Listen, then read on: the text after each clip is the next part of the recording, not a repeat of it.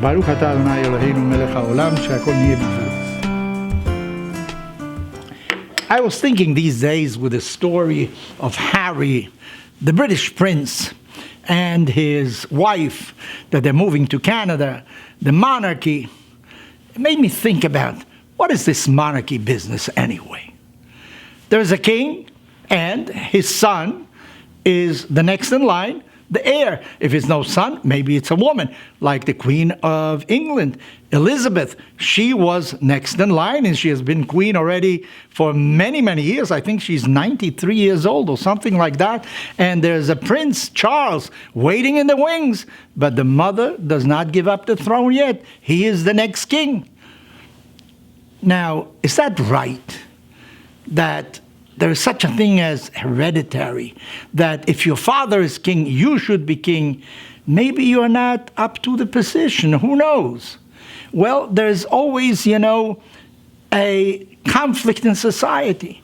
On the one hand, you have the genes that you receive from your parents. There's a DNA that you have.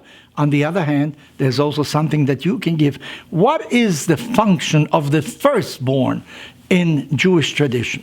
In Jewish tradition, we find, for instance, that the firstborn receives a double portion.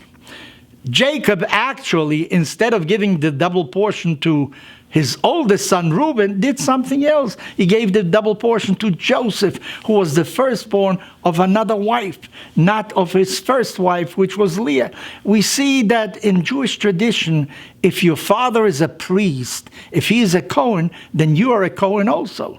It is transmitted from father to son and to grandson and so on and so forth. In other words, there's a hereditary factor that is very important. On the other hand, when it comes to the study of Torah, if your father is a rabbi, you are not necessarily a rabbi. If your father is erudite, you are not necessarily erudite. You have to do it on your own. There are certain things that you must do on your own, and it's not a question of the fact that your father knew, therefore you know also. Maybe this is something that keeps on going in society. Some people are born into riches. They inherit a lot of money. This is like the firstborn. Others have to work on their own, have to make it on their own.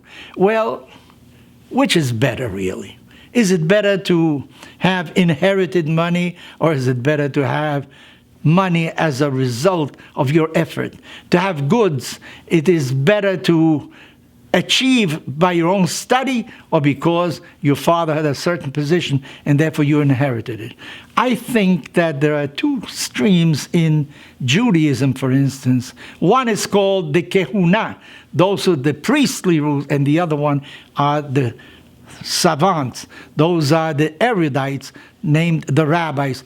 I think that in the Jewish tradition, we tend more toward those that attain things by their own effort. So make sure, and this is very democratic, you weren't born into a very rich family. Well, study, work harder. You have an opportunity to grow also. And I think this is the difference between a society that is fair and those that are unfair. Those that are unfair only recognize those that have a certain lineage.